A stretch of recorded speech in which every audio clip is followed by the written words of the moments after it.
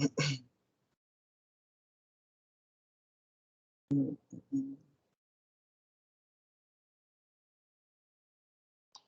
Bismillahirrahmanirrahim. Assalamualaikum and very good morning to all.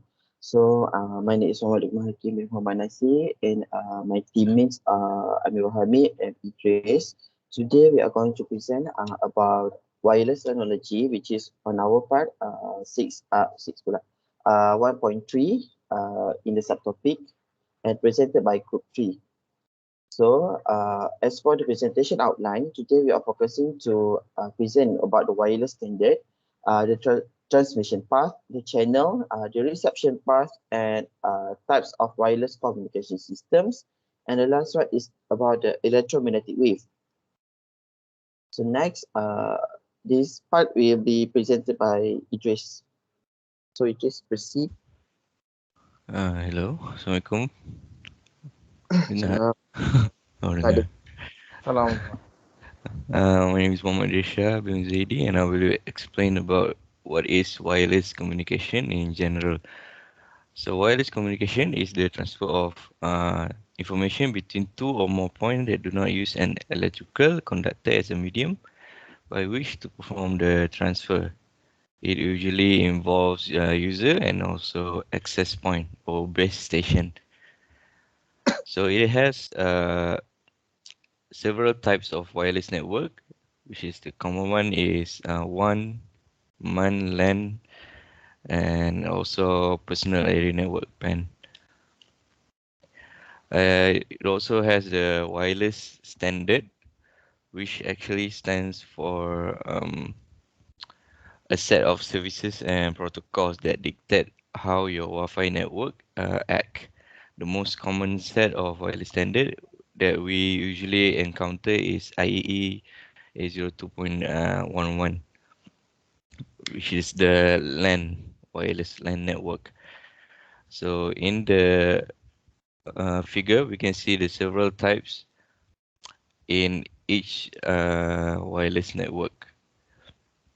So you can see the one usually have the 802.16e for mobile, 802.20, and so on. So I think that explains all of it. Can go to the next slide.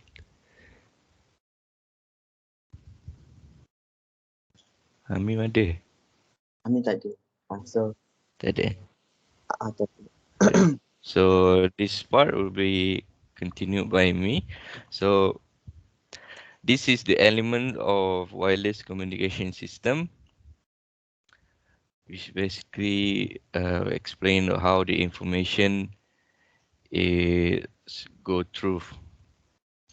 So we can see from information it goes to encode, then encryption, then goes to channel encoding, modulation, and multiplexing. Then it goes around, it goes to demultiplexing, demodulation, channel decoding, decryption, source decoding, and lastly, it will go to estimated information.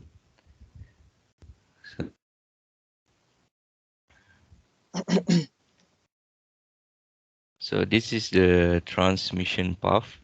It is a typical transmission path that consists of source encoding, encryption, channel encoding, modulation, and multiplexing.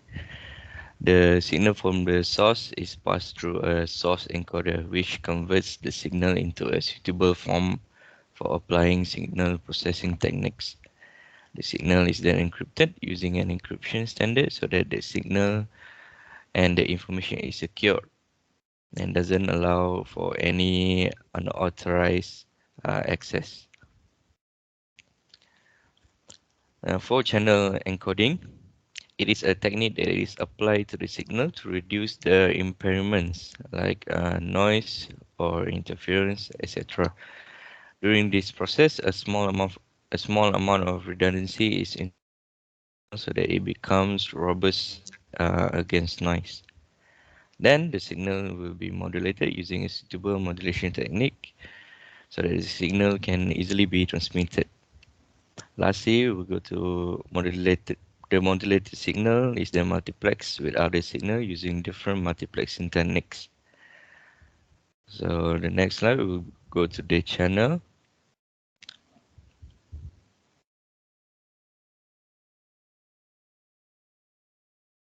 Okay.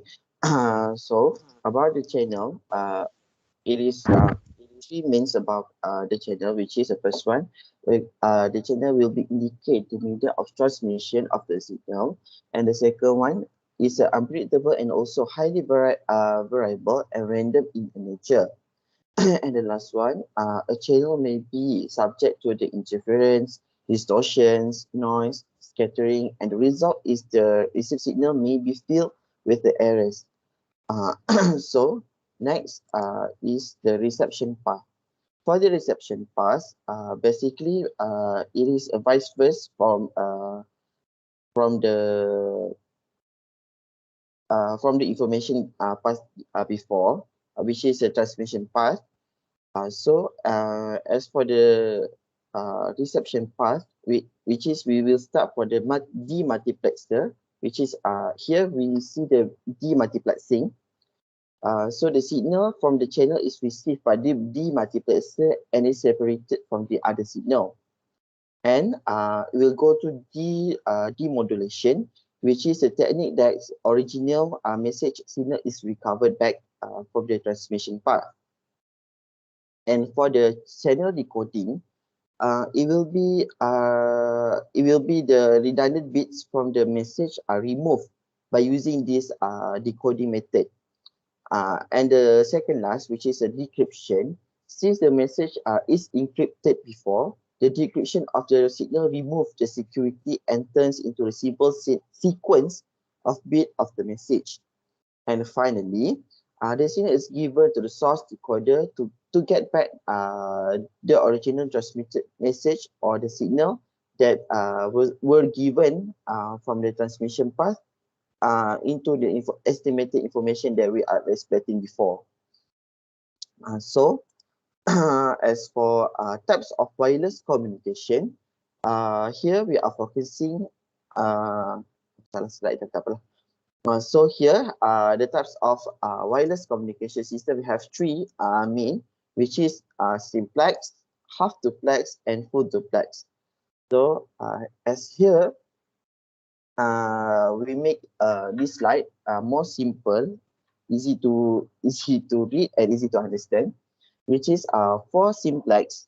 As you all know, because this is most basic of our network base. For simplex is a communication, is one-way communication. Example here, example radio broadcast system. So simplex is basically if one receiver, if one sender is just like one sender to give to another receiver, and the receiver cannot give another signal. That's for the simplex. For half duplex, it is a two-way communication, but it is not simultaneously done. So, unlike for the simplex, for the half duplex, it is one from let's say this is A and this is B. So from A to B, it is just one communication. Then if B want to send a signal, we need to the B need to wait for another time for like seconds or something like that, and then the B can send the message after. So it is basically like walkie-talkie system lah. And for full duplex, it is a two-way communication. It is a simultaneous one.